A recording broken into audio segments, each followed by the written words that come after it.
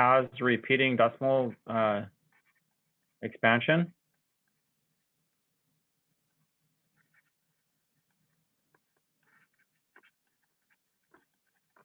And you might also heard that it is the fraction of two integers.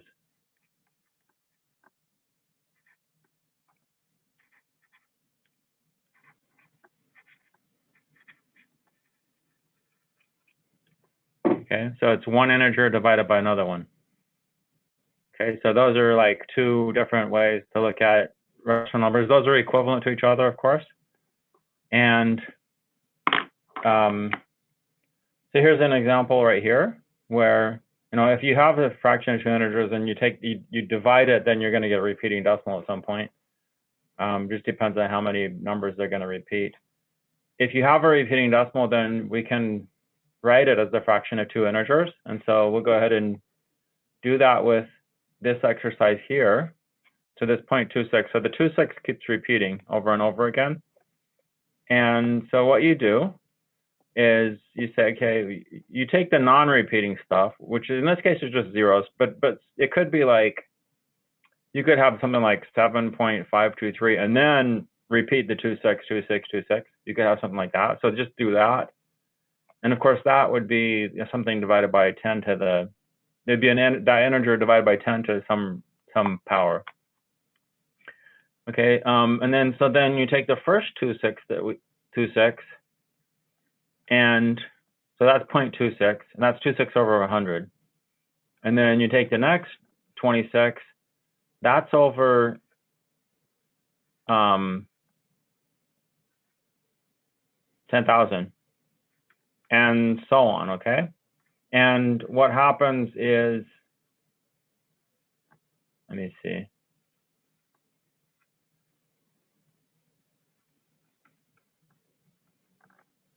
Okay, so what happens is, so this in this case we can just disregard the zero, but normally we would have to add that in there, and then if it's not zero, then we'd have something to deal with. If you factor a 26 over 100 out, then you're left with 1 plus 1 over 100, and then this would be 1 over 100 squared.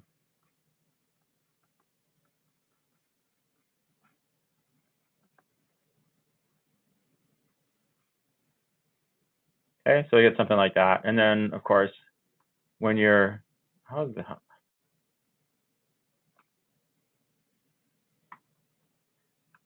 okay, and then, so then this last part is going to be 1 over 1 minus 1 over 100.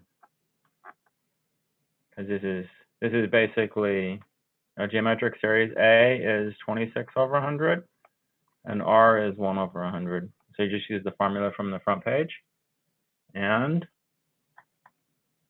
just have to simplify this. Oh, come on.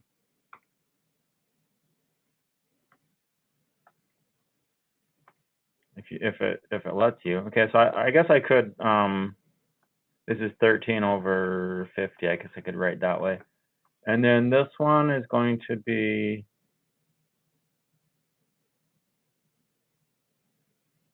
Dang, I wish I hadn't.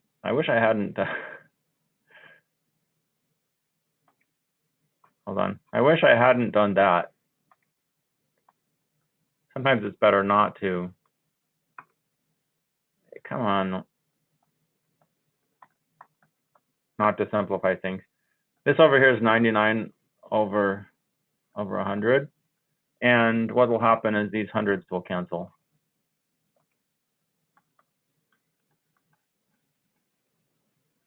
And 26 over 99 is the answer for this problem. Okay. Any questions about that?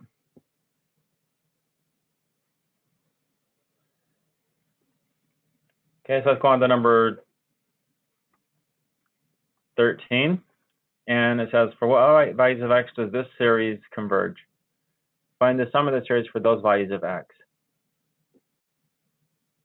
Okay, so this is another way of looking at this would be as a one whole thing like this. the geometric series. And then it's a geometric series. A is 1, and R is x minus 3 over 2. And so what happens, if I go back, I think I said something up here about this. The geometric series is going to converge. Okay, I didn't write it down. Okay, here it is. It diverges if R is the modulus, if the absolute value of R is greater than or equal to 1. It will converge if the absolute value is less than 1. It'll converge that way. And so here,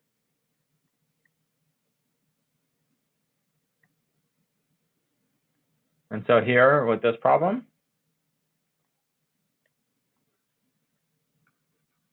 it's going to converge if this is less than 1, an absolute value.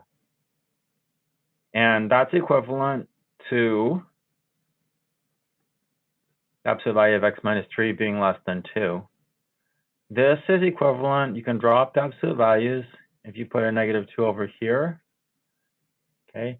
Because if you think about it, okay, if you have a number that's negative 3, if you have something that's even less than negative 3, let's say negative 3, then the absolute value of negative 3 is equal to 3, which is greater than 2, not less than 2. Okay, so this is what it is right here. And I don't know what's going on with my... Okay, so then we add 3 to all 3 sides. And we get that. And okay, so that's the answer to the first part. It will converge for those values. And as far as what it converges to, it's going to be 1, because A is 1, over 1 minus x minus 3 over 2. Wow, my computer is just being really laggy today.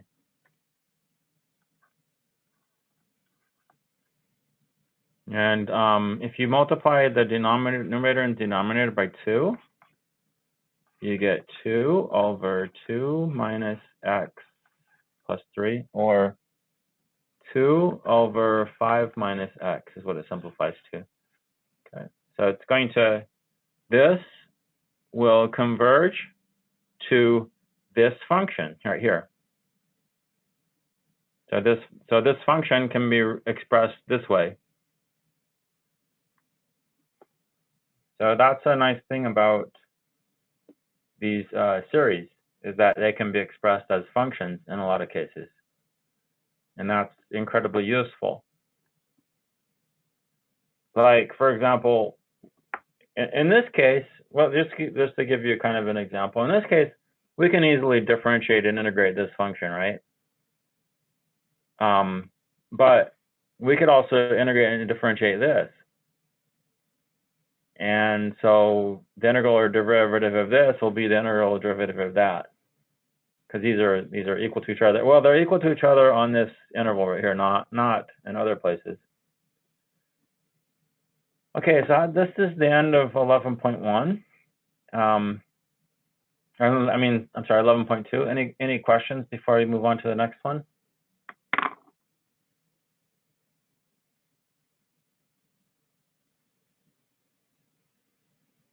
Okay, so let's go ahead and go on to 11.3. Okay, 11.3 is something called the integral test and estimates of sums. And mostly the integral test. I don't think I did very much on the estimates of sums. But here, let me explain how the integral test works. So here we have a series, and then we have all these n's were changed in the series have been changed to x's, and we have an integral. The series goes from 1 to infinity, the integral goes from 1 to infinity. Okay, so let's explore the difference between those two. So I can draw, if I draw a graph of the function,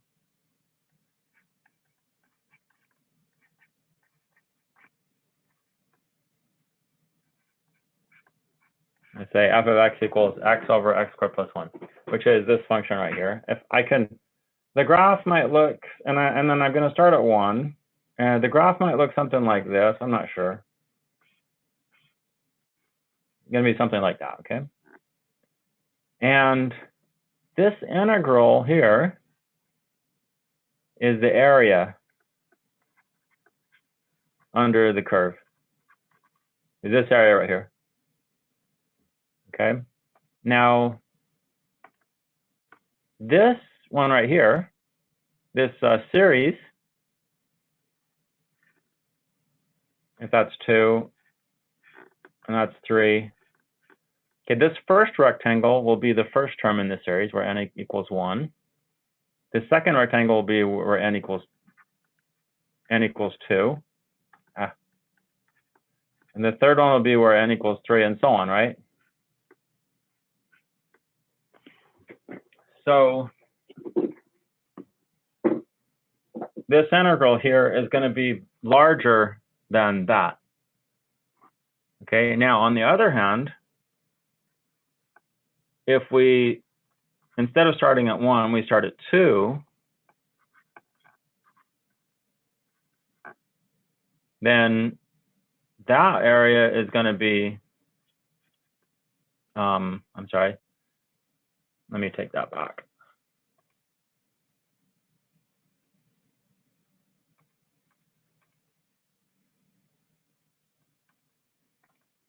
Then this area is going to be the area of these green rectangles. Okay, so if I start at 2, then instead of like taking this rectangle, I take this rectangle instead. And then for when n is 3, I take this rectangle, and when n is 4, I take this one, using the right endpoint instead of the left endpoint. Then, so what happens is, essentially, we get this. This sum of this series is less than the integral, because the green area is less than the blue area.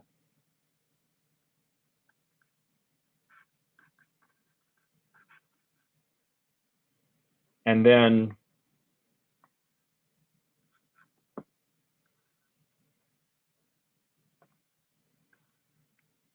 we already said that the green, the blue area is less than the red area.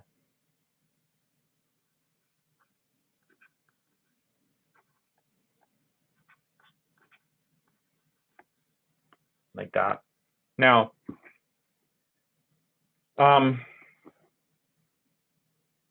the thing that we're looking for, what we really want to know is, does this converge? Does this series converge, or does it diverge to infinity? And if we throw out the first term, that's not going to make a difference whether something's infinity or not. If you throw away, if you have infinity and you take and you subtract a finite number from it, you're still going to have infinity. Okay, if you don't have infinity and you add, if you don't have infinity, it's finite, and you add a finite number to it, then you're not going to reach infinity that way. Okay, so basically this right here tells us that if this integral diverges, then this series is going to diverge. If the integral converges, then the series is going to converge. Okay, it doesn't tell us what it's going to converge to, although it could give us an estimate of what it would converge to if it converges. So that's basically just saying we have to these are going to converge or diverge together. Now, the reason that that's going to be the case is, one important thing that you have to have in order to make this conclusion is that the function is positive, or let's say non-negative, or positive in this case, and it is decreasing. Okay, so it's just constantly decreasing. You have to have that. If you don't have that, then it's not going to work. It doesn't make any sense. Okay, but we have all that. Okay, so let's go ahead and calculate what this integral is.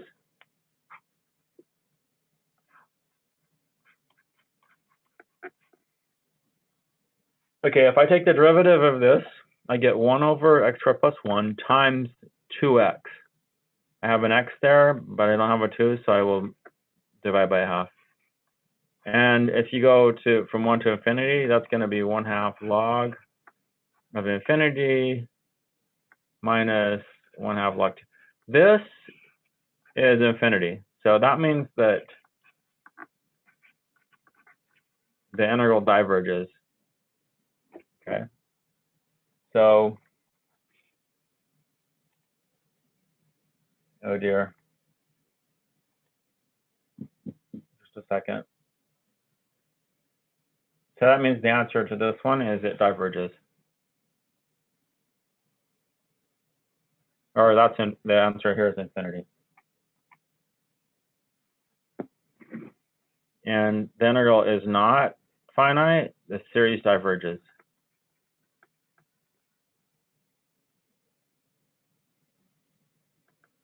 Or divergent. Okay, so let's do some other examples. Are there any question about that at this point?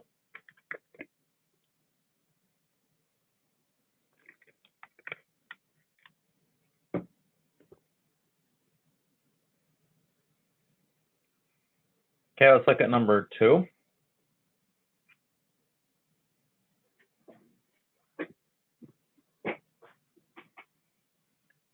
So we have 1 plus 2 over plus 1 over 2 root 2 plus 1 over 3 root 3 and so on, like that. This is also decreasing. The corresponding function,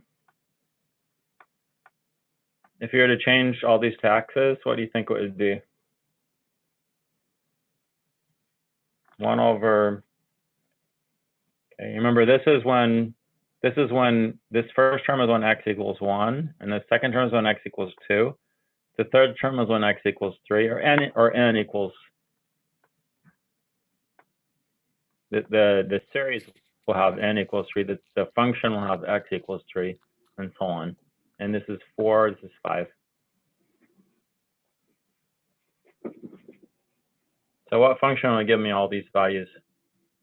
Would it be the 1 over 1 minus then 1 over 2 root 2? Or would it be going from 1 to... Just replace those with x's. Oh, X okay. root x. Oh, okay. Then when x is 1, we get this. When x is 2, we get that. When x is 3, we get that. So that's what you're looking for. Okay, which is the same as 1, or wait a minute, it's 1 over x to the 3/2, right? Or just plain old x to the negative 3/2. Okay, so x to the negative 3/2. This is equivalent to that because, just take it to the denominator and make it positive. And then 3/2 is x root x. So this is our function. And so what you do is you integrate this function from 1 to infinity.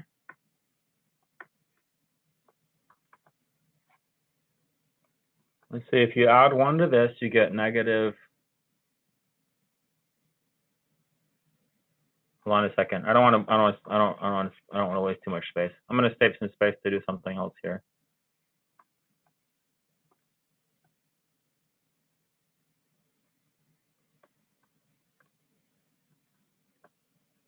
Okay, so if I raise this by 1, I get negative 2/2. Now, if I take the derivative here, I'll have a negative 1/2 coming down, which I can counter that with a negative 2. So when the negative 1/2 comes down, it cancels with this negative 2.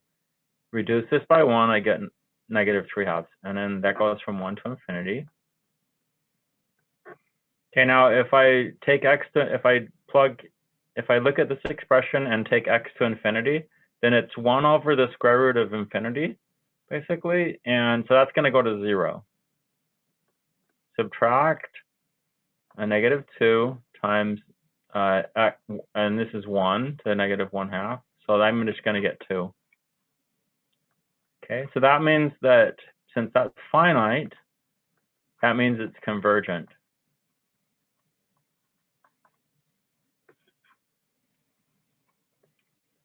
Okay, now I'm going to give you I'm going to generalize this result, and this is something that we call p-series. It's in mathematics known as p-series, so this is really important to remember. And it has to do with this series right here, 1 over n to the p. And this, what happens is it converges if p is greater than 1, and it diverges if p is less than or equal to 1. And remember, this is in the denominator, not the numerator. It's 1 over n to the p.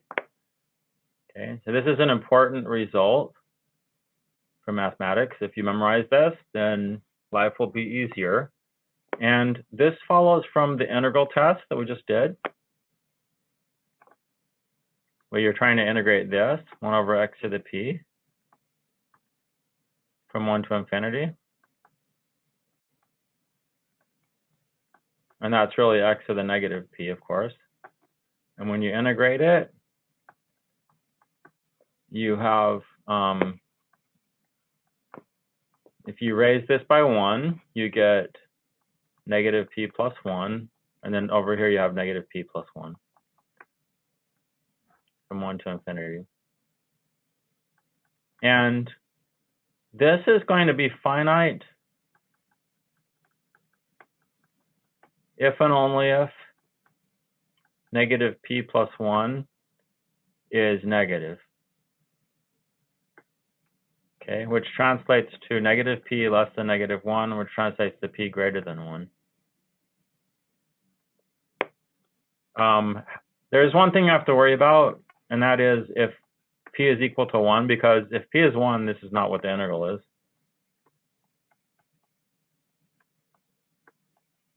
The integral is just the natural log of x. And that's gonna be infinity, because log of something of x, if x is going to infinity, then log x is also going to go to infinity. Okay, so that's the justification for that. Yeah, so that's a really important result called the p-series test, or p-series. And one way that you can exploit this result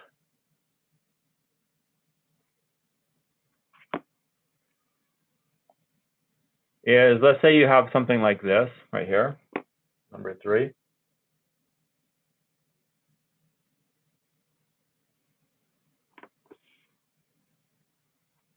There's a couple ways you can do this. So I think the way that they want you to do this is to integrate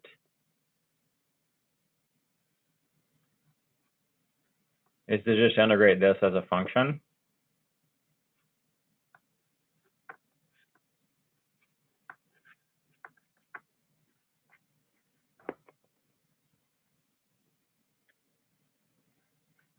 So root x over, let me do more steps, I guess. So root x over x squared plus 2 over x squared.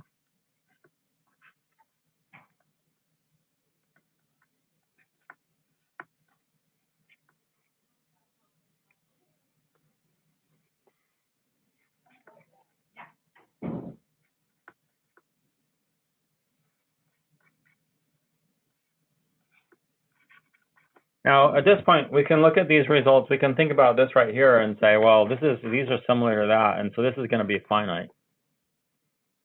Okay, or even better, we could have just, at this point right here, we could have said, we could have gone like that. This is 1 over n to the 3/2, and this is 2 over n squared. Okay, if it were just this one right here, it would be a p-series where p is 3 halves, which is greater than 1. And then just this piece right here would be a p-series, where p is equal to 2, which is also greater than 1. And we could just say it converges that way. Okay, so either way, we say it this is going to converge. And the integral is also going to be, this integral is also going to be convergent if we want to go the integral test that route. Okay, so there's a lot of ways that we get this conclusion on that one. Okay, let's take a look at the next one.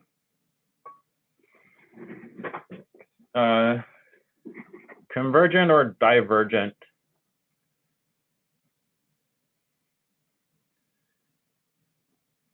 What you can do, I'll tell you right here. So for this one, you can compare.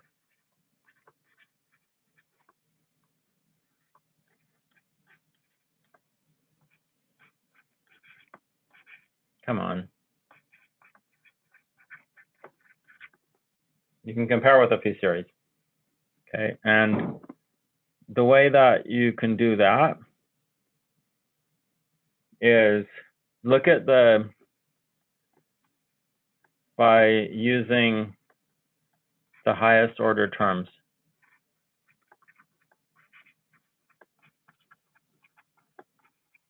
In the numerator and denominator.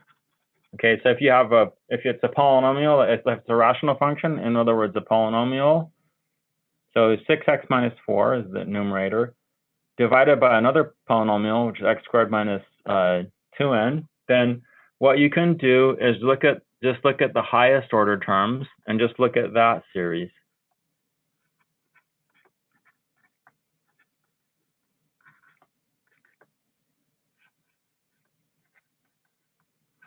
And ignore everything else.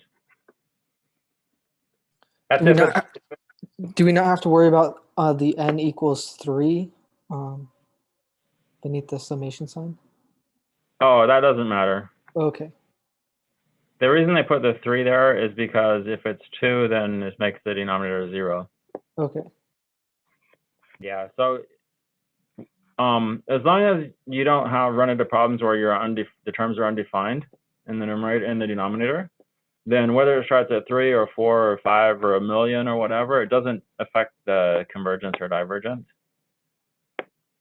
Because the first, like, whatever number you want to say, you could say Graham's number, the first Graham's number of terms, or the first million terms or whatever, they're going to be finite. They're going to add up to a finite number. It could be really huge and unbelievably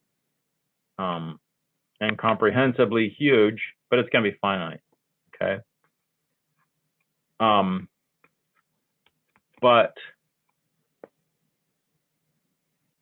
this, and so it's not going to affect whether the series diverges to infinity or whether it ends up being finite.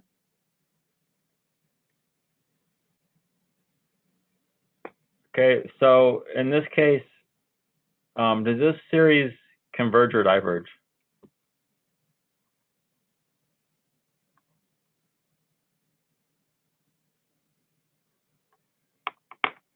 Okay, so if it was 1 over n, then it would be a p-series with what value of p? 1. Yeah, p would be 1 when it says right here it diverges, because it would be this. You'd have this kind of integral with the integral test, log x. Okay. So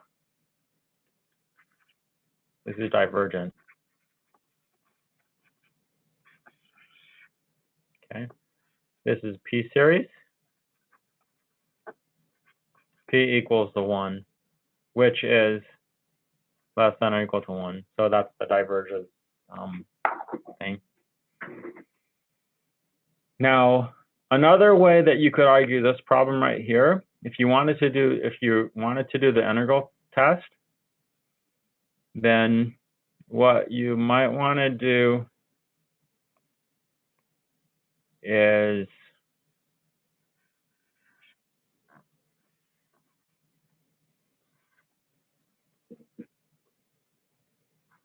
So you're looking at this right here, okay, basically, integrating this.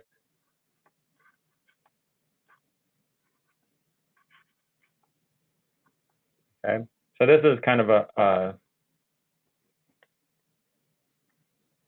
interesting integral. If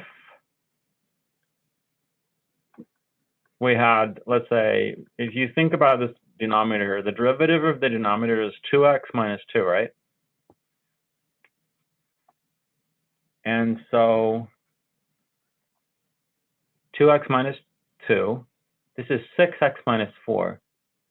So 2x minus 2, 6x. So if it's 6x minus 6, if this numerator were 6x minus 6,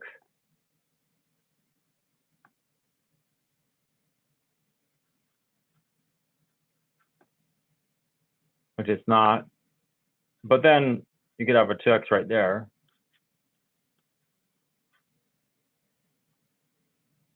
Then, wait, 6x, not 2x. What am I doing?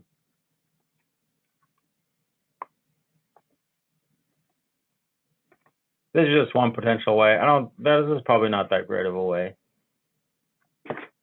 And then that happens.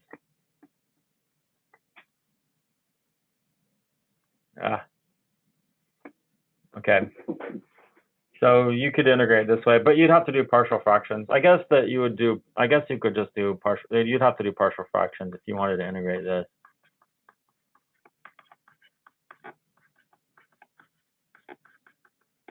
So that's going to be a big pain to do, very painful.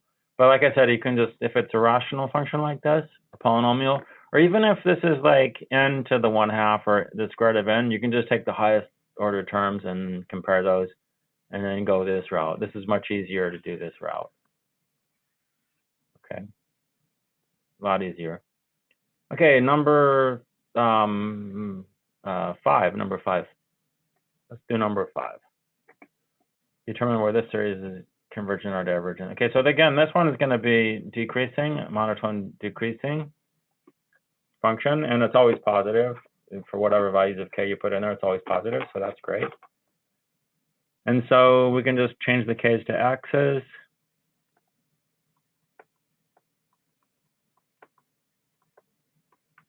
This integral is not too bad. If I take the derivative here, I get e to the negative x squared, which is there, times negative 2x. But I only have an x, so maybe like that. Okay, so now when the negative 2x comes down, the negative 2 gets reduced, and I ended up with just x. Okay, going from 1 to infinity. If I plug infinity in here, this is e to the negative infinity, which goes to 0. And so I basically have 0 minus negative 1/2 e to the negative 1.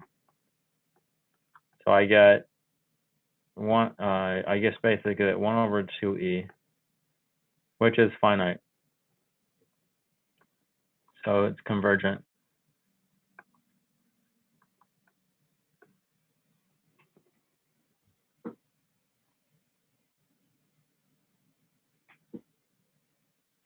Okay, let's look at the next one, number 6. Consider the following function.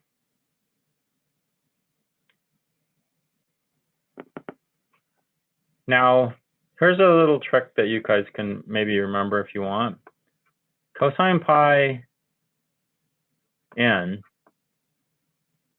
not pi x, pi n, it's sort of a fancy way of saying negative 1 to the n. Because when n is 0, this is just cosine 0, which is 1. When n is 1, this is cosine pi, which is negative 1. Okay, and so when n is 1, this is negative 1 also. When n is 0, this is also 1. When n is 2, this is cosine 2 pi, which is again so this angle here is 0. It's also 2 pi. It's also 4 pi. This angle over here is pi. It's also 3 pi, 5 pi, or coterminal with those. So when we have odd multiples of pi, then it's -1. The cosine is -1. We have even multiples of pi. The cosine is +1. And so that's just basically this right here. Okay, so considering this function, so one thing that you should note right away is that this function is not always positive. It's not always positive. It's not decreasing either, because it's fluctuating back and forth. It's fluctuating between plus, it's going up and down like that, you know? Okay, so what conclusions can be made about this series in the integral test? And basically you can't use the integral test because the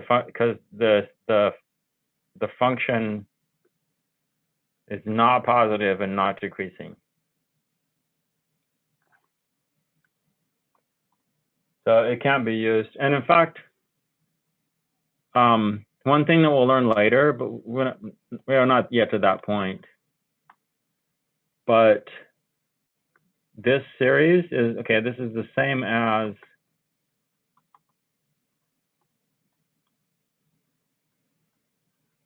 I meant to write a 2 there and it didn't come out right.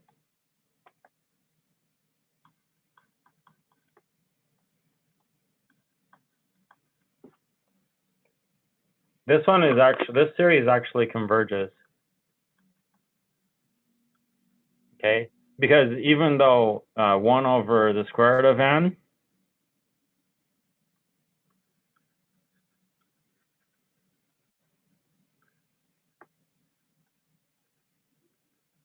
that's into the 1/2, it diverges. Okay, so 1 over the square root of n, just that 1 over square root of n would diverge. But if you have this -1 to the n here over the square root of n, then that will converge. And it's because these terms kind of cancel each other off. Okay, so even though the corresponding p series with p equals 1/2,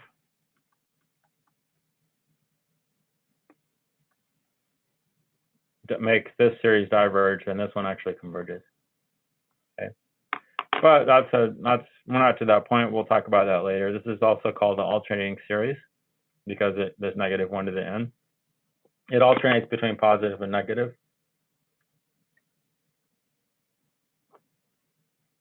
Okay, number 7, find the values of p for which this series converges. So we have 1 over n times the natural log of n to the p. And this one, we can apply the integral test because this is always positive and it is decreasing. So we can apply the integral test here.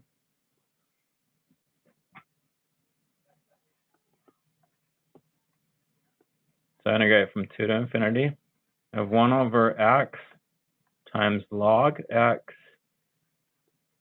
to the p. Okay, now for this one, what you can do is put the natural log of x up into the numerator, but then of course if you do that, then it's raised to the -p. Okay, now the reason I do that is because if you take the derivative of log x, you get 1 over x. So that means that if I raise this by 1 power, -p plus 1, so I have -p plus 1, then if I were to take the derivative here, I would have a -p plus 1 coming down. And that would be canceled by this -p plus 1 down here. And then I multiply by the derivative, and then this reduces by 1, which would give me -p. So -p plus 1 minus 1 is -p. And then the derivative of this inside part is 1 over x, which is right there. Okay, so this integral is this.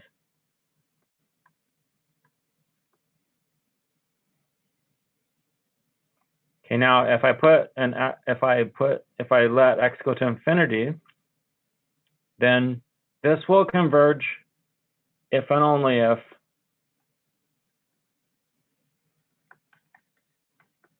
negative p plus 1 is negative. Okay. So I subtract 1 from both sides, and then I divide by negative. And so I get this one again. I get this p greater than 1. So this is really similar to the p series thing, where p greater than 1 will work. And then maybe just because if p is equal to 1, then that's not the integral. Then maybe to make everything complete, we have to consider what happens when p is actually equal to 1. And here we have log x to the negative 1 over x.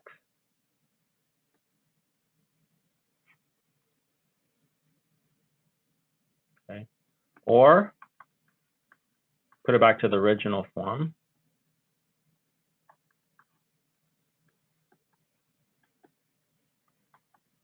The integral of that would be the natural log of